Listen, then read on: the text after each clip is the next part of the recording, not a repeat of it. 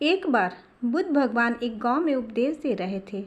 उन्होंने कहा कि हर किसी को धरती माता की तरह सहनशील तथा क्षमाशील होना चाहिए। क्रोध ऐसी आग है जिसमें क्रोध करने वाला दूसरों को जलाएगा तथा खुद भी जल जाएगा। सभा में सभी शांति से बुद्ध की बातों को सुन रहे थे, लेकिन वहाँ स्वभाव से बहुत ही ज़्यादा क्रोधी एक ऐसा व्यक्ति भी बैठा हुआ था जिसे ये सारी बातें बिल्कुल बेकार लग रही थी, बेतुकी लग रही थी। वह कुछ देर ये सब सुनता रहा, फिर अचानक ही उठकर आग बबूला होता हुआ बोलने लगा, तुम पाखंडी हो, बड़ी बड़ी बातें करना यही बस तुम्हारा काम है। तुम लोगों को भ्रमित करते रहते हो। तुम्हारी ये बातें आज के समय में कोई मायने नहीं रखती है। ऐसे कई कटु वचनों से उसने बुद्ध भगवान को गुस्सा दिलाने की कोशिश की, लेकिन बुद्ध को गुस्सा नहीं आया। वे ऐसी बातें सुनकर भी बिल्कुल शांत रहे और इन बातों से ना तो वो दुखी हुए, ना ही कोई प्रतिक्रिया दिखाई। और ये देखते हुए उस व्यक्ति का क्रोध और भी ज़्यादा बढ़ गया और वो क्रोध में आकर बुद्ध के मुंह पर थूक कर चला गया। अगले दिन जब उस व्यक्ति का क्रोध उतरा, उसे बड़ा अफसोस हुआ कि ये मैंने क्या कर दिया। महात्मा ने तो मुझ पर क्रोध भी नहीं किया, या मैंने कुछ उनसे जो कुछ भी कहा उसके लिए मुझे डांटा भी नहीं, कुछ नहीं किया, पर मैंने क्या कर दिया, गुस्से में आकर उनके मुंह पर थूक दिया। अब वो व्यक्ति बुद्ध को ढूंढता ढूंढता उसी जगह पहुंचा जहां पर वो उस दिन मिले थे, लेकिन बुद्ध तो दूसरे गांव निकल चुके थे। वो पछतावे की आग में जलने लगा। लेकिन एक दिन वो किसी दूसरे व्यक्ति से पूछता पूछता बुद्ध के पास पहुंच ही गया, और जहां पर वो प्रवचन दे रहे थे वहां पहुंचते ही वो उनके कदमों में गिर पड़ा और उनसे माफ़ी मांगने लगा और कहने लगा, मुझे क्षमा कीजिए प्रभु।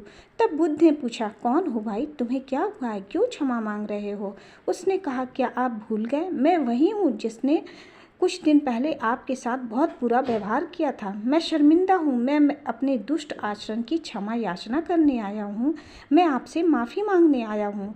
तब भगवान बुद्ध ने प्रेम पूर्वक कहा, बीता हुआ कल तो मैं वहीं छोड़कर आ गया और तुम अभी भी वहीं पर अटके पड़े हो। तुम्हें अपनी गलती का आभास हो गया, तुमने पश्चाताप कर लिया, तुम निर्मल हो चुके हो। अब तुम आज में प्रवेश करो। बुरी बातें तथा बुरी घटनाएं याद करते रहने से वर्तमान और भविष्य दोनों बिगड़ते जाते हैं। बीते हुए कल के कारण आज को मत बिगाड़ो। उस व्यक्ति का सारा बोझ उतर गया। उसने भगवान बुद्ध के चरणों में पड़कर क्रोध त्याग का तथा क्षमाशीलता का संकल्प लिया। बुद्ध ने उसके मस्तिष्क पर अपना आशीष भरा हाथ रखा। उस दिन से उसमें परिवर्तन आ गया। उसके जीवन में सत्य, प्रेम और करुणा की धारा बहने लगी।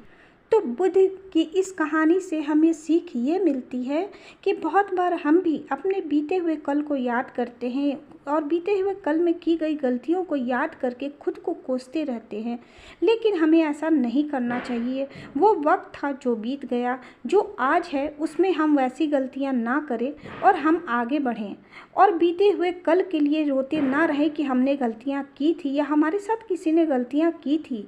बस हम वैसा अवसर आगे ना आने दें, खुद को भी मजबूत करें और दूसरों को भी वैसा मौका ना दें कि वो फिर से हमारे साथ वैसी ही गलतियां दोहराएं।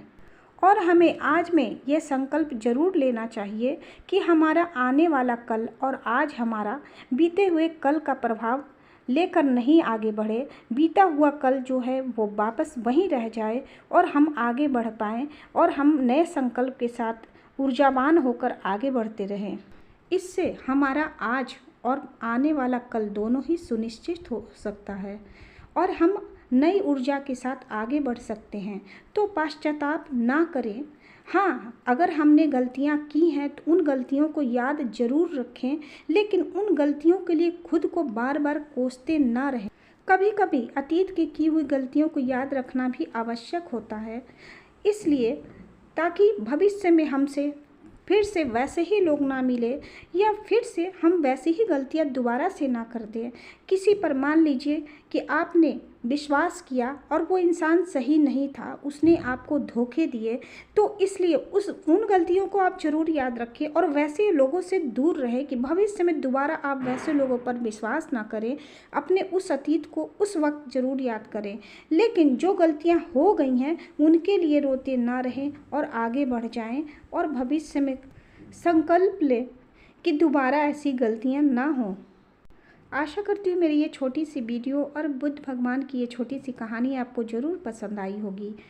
तो एक प्यारा सा कमेंट और एक लाइक ज़रूर करते जाएं, और मेरे चैनल पर नए हैं तो मेरे चैनल को सब्सक्राइब भी कर लें।